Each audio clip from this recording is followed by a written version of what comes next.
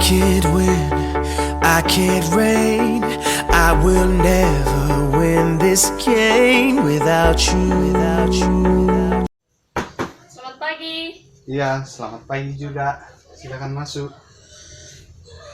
Silakan duduk. Ya, terima kasih. Kalau boleh tahu nama kamu siapa dan kamu dari mana? Ya, nama saya Wati, saya dari Simbuang. Tetapi selama 3 tahun ini saya tinggal di Rantapau karena saya sekolah di SMK Negeri 2 Toraja Utara. Berarti kamu yang chat bapak kemarin ya? Ya, Pak. Jadi selama kamu sekolah di SMK 2 Toraja Utara, kamu kos atau kamu tinggal bersama dengan keluarga? Tinggal dengan keluarga. Oh, dengan keluarga. Nah, kalau bapak di sini selaku seorang hamba Tuhan, pendeta di Jemaat Karambe. Nah, nama bapak Agustinus Manan. Kamu bisa panggil Pak Agus atau bisa juga Pak Manan. Nah, tentu bahwa kamu datang di sini untuk meminta solusi seperti yang kamu katakan di chat kemarin bahwa kamu sedang mengalami masalah dan kamu butuh masukan-masukan yang kamu harap bisa menjadi solusi. Nah, kira-kira masalah seperti apa yang kamu alami? Jadi begini, saya masih bingung dengan kelanjutan studi saya karena saya bingung mau kuliah di mana, ambil jurusan apa, disertai lagi dengan adanya virus corona yang masih sedang mewabah ini. Jadi saya bingung apakah saya mau kuliah di tahun ini atau tidak. Baik. Jadi itu ya masalahnya. Namun sebelum kita membahas lagi lebih jauh tentang masalah ini, sebelumnya apakah kamu sudah pernah mengikuti konseling seperti ini? Belum pernah. Oh, belum pernah. Jadi Bapak perlu jelaskan sedikit tentang konseling ini. Jadi bimbingan konseling ini dilakukan kepada atau dilaksanakan terhadap orang-orang yang mengalami masalah namun sulit menemukan solusi yang tepat untuk keluar dari masalah itu. Nah, yang diperlukan dalam konseling adalah keterbukaan dan kejujuran, karena dalam konseling itu ada yang namanya konselor, yaitu saya yang sekarang ini, dan kamu sebagai konseling. Jadi kamu sebagai konseling harus jujur memukakan dan terbuka mengemukakan masalah yang kamu hadapi. Nah, kalau ada rahasia yang ingin supaya dirahasiakan dan tidak mau kalau orang lain tahu, Bapak akan menjaga rahasia itu dan tidak akan menceritakan kepada orang lain. Kira-kira seperti itulah penjelasan tentang konseling ini. Ya, saya percaya kepada Bapak.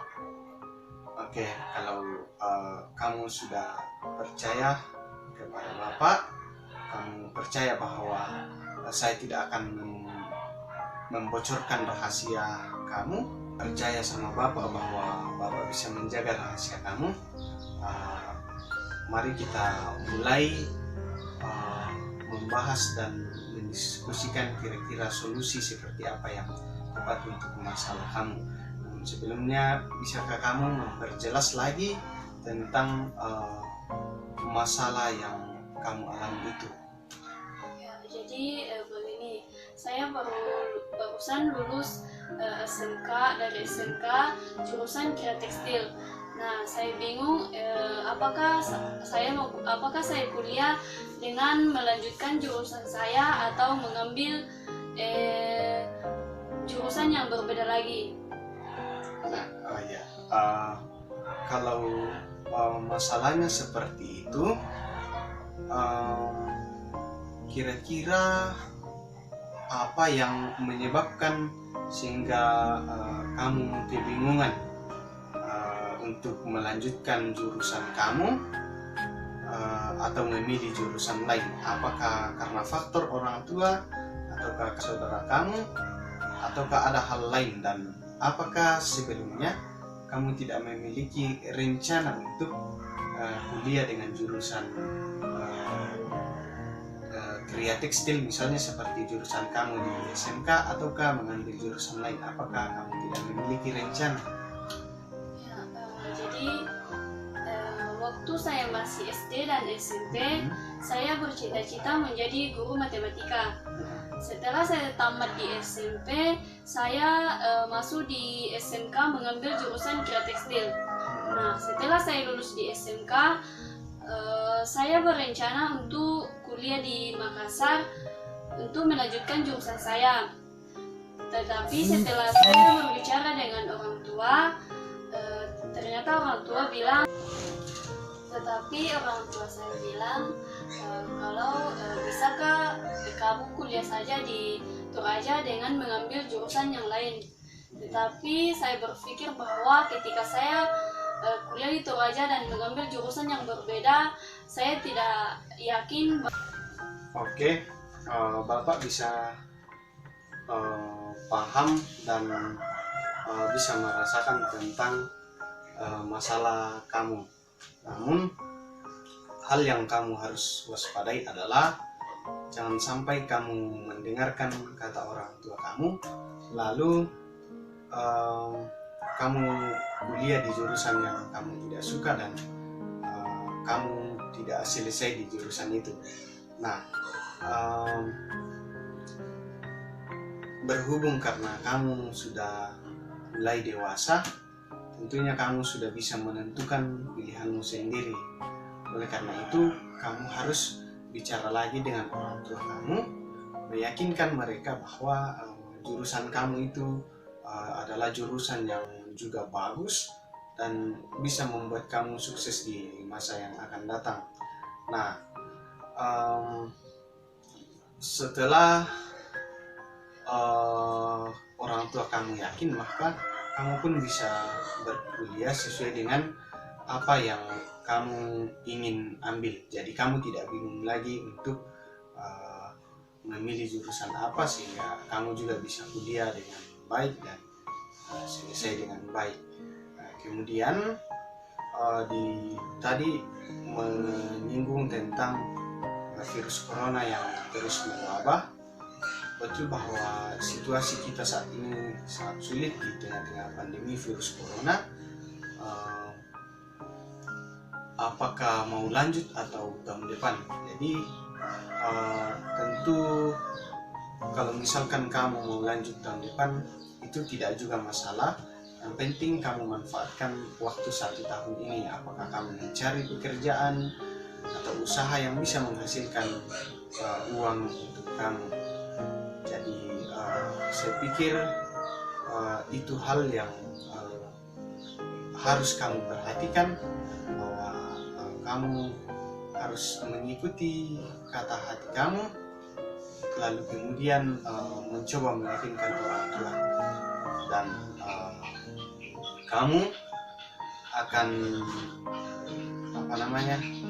kamu akan puas ketika kamu mencapai hasil yang memang asalnya dari hati kamu, dari kemauan kamu. Jadi mungkin seperti itu deh. Ya Pak, nanti saya bicara dengan mereka kalau saya pulang. Tetapi saya takut nanti kalau mereka tidak mendengarkan saya. Nah, nanti mereka nyuruh saya untuk mengurus diri sendiri. Nah, sebagai orang tua tentu mereka tidak akan setega itu, karena ia juga akan tetap memperhatikan kamu, meskipun awalnya mungkin akan kesal seperti itu, kecewa, tetapi kamu kan bisa meyakinkan mereka supaya mereka juga mensupport kamu untuk mengambil jurusan yang kamu inginkan. Seperti yang kamu katakan tadi, bahwa kamu ingin melanjutkan jurusan yang kamu ambil di SMK, tapi itu kamu mau lanjut di Makassar karena Toraja tidak ada. Jadi kamu semangat, kamu pasti bisa. dan mengenai hal ini, masalah yang kamu alami itu hampir sama dengan masalah yang dulu pernah Bapak alami, yaitu orang tua menginginkan saya sejak kecil sekolah di Staken mengambil jurusan teologi kependetaan. Lalu kakak saya menginginkan untuk sekolah pelayaran, dan saya juga memiliki rencana untuk lanjut jurusan saya dulu di SMA. Namun ada beberapa kendala pada saat itu, sehingga saya kemudian mencoba menggumuli itu selama kurang lebih 2 bulan. Saya menggumuli itu, lalu saya mencoba mengenali potensi yang ada pada diri saya dan mempertanyakan kepada orang-orang lain sebagai pertimbangan bahwa apakah saya memang cocok untuk jurusan ini ataukah tidak. Nah, pada saat itu saya aktif mengajar sekolah minggu. Saya melihat itu sebagai salah satu potensi yang bisa dikembangkan. Jadi saya memilih untuk kuliah di Staken mengambil jurusan teologi kependetaan. Nah, kampus itu sekarang sudah menjadi IAKN Toraja. Jadi itu pergumulan juga yang pernah saya alami, namun hal yang saya yakini bahwa itu yang menolong saya untuk menemukan solusi adalah melalui doa-doa saya yang selalu saya bangun dengan Tuhan. Saya menyampaikan dalam doa itu bahwa kalau memang saya akan lanjut pelayaran, Tuhan bukakan jalan, dan kalau misalkan tidak, pasti akan ada halangan. Dan kalau mesin, pasti juga akan ada halangan. Dan ternyata saat itu halangannya adalah kalau misalkan saya lanjut, saya tidak bisa menjadi guru mesin. Nah, itu yang saya inginkan awal setelah tamat. Tapi karena itu yang menjadi kendala, katanya saya tanya dengan guru saya, guru-guru otomotif saya mengatakan bahwa sudah tidak ada lagi kecuali mengambil akta. Nah, akta sekarang sudah sulit untuk diambil. Nah, saya kemudian masuk di IAKN Toraja. Saya mendaftar di gelombang kedua. Iya, gelombang kedua baru saya mendaftar karena memang saya menggumulinya sangat lama. Saya pergi mendaftar, saya mengikuti tes, dan puji Tuhan lulus. Dan saya menjalani kuliah itu dengan berbagai suka duka, banyak hal-hal yang membuat kita tidak senang, tapi ya puji Tuhan semuanya boleh dilalui. Dan saat ini sudah menjadi pendeta di Jemaat Karambe. Nah, itu sedikit pengalaman dari Bapak yang juga pernah mengalami masalah seperti itu. Karena saat itu setelah saya mendaftar itu, sebelum saya mengantar formulir, saya berkomunikasi dulu dengan orang tua dan juga kakak. Orang tua sangat sepakat. Kakak awalnya bilang, kenapa dari dulu kamu tidak bilang supaya kamu tidak usah sekolah di SMK. Tapi akhirnya saya kemudian mengatakan bahwa ya ini juga tidak pernah diduga akan seperti ini. Lalu ia pun mulai setuju. Jadi itu pengalaman yang bisa dibagi. Kemudian persoalan yang virus corona, kita berdoa supaya virus corona ini cepat berlalu, sebab apa yang tidak mungkin bagi kita manusia itu sangat mungkin bagi Tuhan. Sebab bagi Tuhan tidak ada yang mustahil. Yakinlah bahwa virus corona ini akan berlalu dan kamu bisa melanjutkan pendidikan kamu bisa kuliah setelah kamu bicara dengan orang tua kamu. Jadi itu yang bisa saya bagikan. Terima kasih banyak. Ini sangat menguatkan dan memotivasi saya. Baik, terima kasih kalau itu menjadi penguatan dan motivasi yang sekiranya nanti akan kamu lakukan dan kamu menemukan solusi yang terbaik dari masalah ini. Nah, saya tambahkan lagi bahwa selama ini mungkin kamu jarang-jarang membawa masalah ini dalam doa kamu, tetapi saran sekaligus kewajiban kita sebagai orang yang percaya bahwa kita selaku orang yang percaya selayaknya mendahulukan Tuhan dalam setiap rencana kita, dalam setiap apa yang ingin kita lakukan, supaya Tuhan menyertai kita, Tuhan beserta kita dalam menjalani itu. Seperti ada firman Tuhan dari Injil Matius pasal 6 ayat 33 mengatakan bahwa tetapi carilah dahulu kerajaan Allah dan kebenarannya, maka semuanya itu akan ditambahkannya kepadamu. Jadi yang utama adalah mengutamakan Tuhan, hubungan atau relasi yang intim dengan Tuhan kita jalin, lalu apa yang kita cita-citakan semuanya itu akan ditambahkannya kepada kita. Kemudian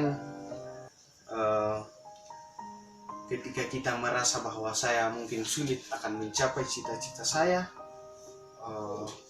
mungkin itu hanya mimpi, tetapi firman Tuhan dari Injil Matius juga pasal 7 ayat 7 mengatakan bahwa mintalah maka akan diberikan kepadamu, carilah maka kamu akan mendapat, ketoklah maka pintu akan dibukakan bagimu. Semoga ayat firman Tuhan ini menguatkan bahwa ketika kita mencita-citakan sesuatu lalu kita meminta di dalam nama Tuhan, maka kita akan memperolehnya itu, kita akan mendapatkannya itu. Jadi tetaplah berpegang kepada firman, terus mengandalkan Tuhan di dalam setiap pergumulan yang kita hadapi, sebab Tuhan sanggup menolong kita, Tuhan sanggup untuk memberikan solusi yang terbaik dari setiap pergumulan yang sedang kita hadapi. Semoga firman Tuhan ini menguatkan untuk terus menjadi pribadi yang lebih baik, terlebih khusus di dalam pendidikan, dalam perjuangan untuk mencapai cita-cita kamu, sehingga kamu pada akhirnya kamu akan meraih hasil jeripaya kamu berdasarkan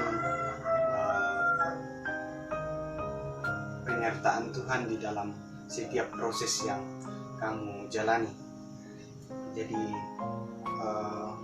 ini yang bisa saya bagikan, sekiranya ini bisa menjawab dan menjadi solusi untuk masalah yang kamu hadapi.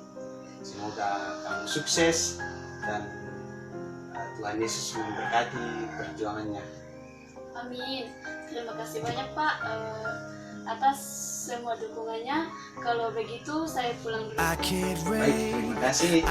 Salam kepada orang tua. Semoga memberkati dan jangan sungkan datang ke rumah kalau ada masalahnya. Sampai jumpa. Tuhan Yesus memberkati. I am lost, I am vain, I will never be the same without you, without you.